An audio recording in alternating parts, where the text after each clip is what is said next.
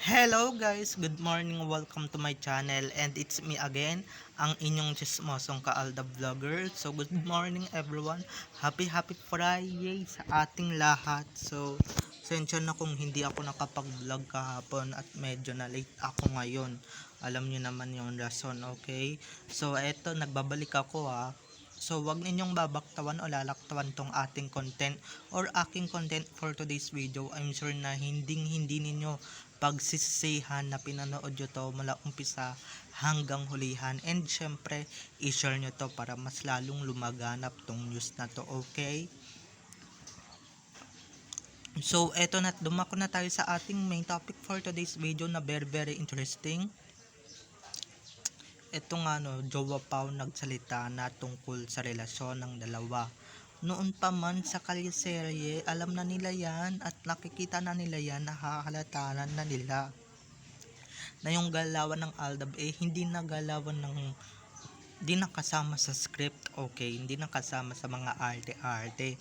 So eto na guys, watch this mamaya, i-explain ko sa inyo ng buong buo. So ito na guys, watch this.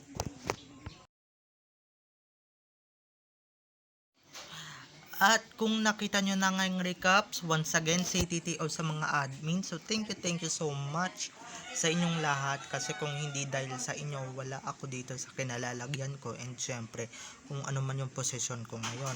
Okay? Kaya eto na, dumako na tayo sa ating main topic for today's video. Like what I said earlier, uulit-ulitin ko na lang ulit. Yun nga, kahit tanungin ninyo kung talagang mag-asawa yung dalawa or tanungin nyo man sila, aamin at aamin sila, di ba? Yung jowa pa ba, hello, di ba? Marunong makadamayan and marunong makiramdam yung mga yan. Syempre sila yung tatlong kuya, yung tatlong sila yung magkakasama, silang lima, di ba? Maski sa barangay, kitang-kita yung real sweetness ng dalawa. So, tatanga-tanga na lang yung iba or tanga na lang yung iba, bobo na lang yung iba kung hindi nila talaga napapansin ang mga ganitong bagay-bagay. 'Di ba? Kasi nga noon, bago sila magkaroon ng drama or ng acting, 'di ba? Sarsuela arte-arte lang naman 'yan. Bago sila magkaroon ng ganon ano ano na sila, very close na sila sa kanilang mga sarili or close na sila, 'di ba? Ako ba naman makasama sa kaliserye ng ilang taon, 'di ba? So tapos na yung era na yun, magkakasama pa rin sila. So kailangan din lang naman nila ano sumunod sa mga amo nila, syempre makisali sa sarsuela, alam niyo naman, 'di ba? Kahit na ayaw nila, alam niyo, pati si Kuya Jose, 'di ba? Pati si Kuya Jose, alam nila yung dalawa at siya rin mismo yung nagsabi na walang Arjo Atayde sa buhay ni Maine, 'di ba? At siya yung hindi naniniwala 2018 pa lang kasagsagan ng Sarsuela, kaputukan ng Sarsuela, hindi siya naniniwala. So doon na lang talaga mga ka-ADN, yun na lang talaga panghawakan natin or pinanghahawakan natin, 'di ba? Yung sinabi ni Kuya Jose, pero 'di ba, nag-iba nga ihip ng hangin kasi nga, 'di ba? Lumipat sila ng ibang istasyon, lumipat sila ng ibang studio, kaya yun, napilitan na lang din silang sumali, umanib sa Sarsuela, pero aldab yung mga yan, 'di ba? Lalong-lalo na si Kuya Wally, kaya yung mga nagsasabi diyan na walang utang na loob yung tatlo, sila yung dahilan ba't kayo yumaman yung tatlo, Jowa Pao, ba't kayo nakilala dati, tain na kayo, wala namang pamapansin sa inyo, ganyan. May reason guys kung ba't sila nagkakaganon na ngayon, kasi nga, 'di ba, kailangan din naman nilang sundin yung poon nila or yung mga nagpapalamon sa kanila or nagbibigay sa kanila ng trabaho, 'di ba? Syempre pero off cam nagkakausap yung mga yan, si Allen, si Main, 'Di ba may ano din yan, may GC nga yan, Wednesdays group kung saan doon sila nag-uusap, nagkakabanding, ganyan.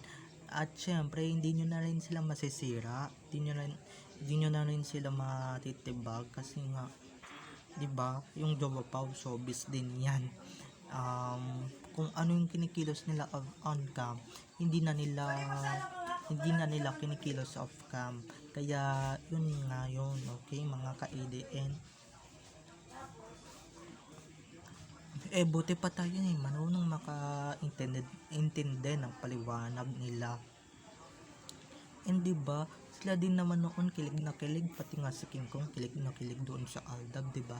Alam din niya yung katotohanan, kaya yung iba, Piyagwanyo, Luandi, lahat sila, yung iba sa kanila, umalis na kasi nga, mga alipore sila ng Aldab, diba? Ayaw na ayaw pa naman din ni BS na magkaroon ng memory sa Aldab, diba, sa loob ng studio, kaya yun lumipat sila. And isa pang dahilan, ayaw din, diba, ayaw na nilang ibalik yung Aldab, kaya yun, kaya hindi tayo titigil sa laban at hindi tayo titigil sa mga ano nila, diba? Kahit tanungin nyo pa sila, i-DM nyo pa sila sa Instagram, sa Twitter, sasagot yung mga yan na kamusta si Alden, ganyan, kamusta yung mag-asawa, sasagot din naman yan, diba? Maski nga yung mga baguhang dabarkads, no, alam din nila yung katotohanan, pero takot silang magsalita kasi nga baka mamaya mamemohan sila ng 3 demonyong matanda. Alam nyo naman yun, diba? Mamemohan sila, and syempre masuspend sila ng hindi natin alam, or matanggalan sila ng trabaho, diba? Hindi pa naman sila ganun kayaman, at hindi katulad ng dalawa ng Aldab na kahit mawalan ng trabaho or mawala ng sa show, mayaman na yan, pero sila ay maraming kuryente bills, mga tubig, ganyan, marami silang bayarin, hindi ba? Kaya hindi naman din natin sila masisisi, at hindi naman din natin sila wag na natin silang bigyan ng guilty feeling para sa ganon. Pero deep inside, nagigilty din yan, diba? Nagkakaroon din yan, nagpapasensya din yan kay Alden, pati kay Ming. Mihingi din yan ng dispensa kung nabanggit nila yung ganito, ganyan.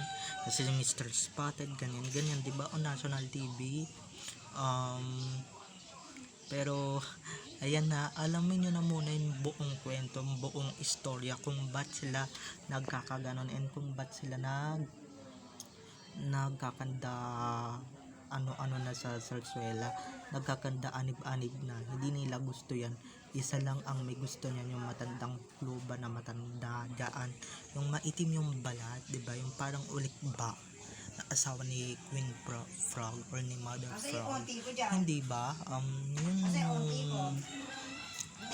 Yung ano nila, yung basta gano'n na yun. Pasensya na guys, medyo may nagsasalita lang din ng bonggang-bongga na yun, like what I said earlier, hindi ba, nawala na kasi sinasabi ko, kasi yung mga istorbo kasi dito city to. So bye-bye na mga ka-ADN, I love you all, have a nice day, keep safe and God bless. Sana nag-enjoy kayo sa video ko. Bye-bye na, I love you all, bye. Don't forget to subscribe to my YouTube channel for more videos and uploads tungkol kina Main at Alden, and syempre tungkol sa kanilang mga buhay-buhay. Have a nice day, keep safe and God bless, I love you all.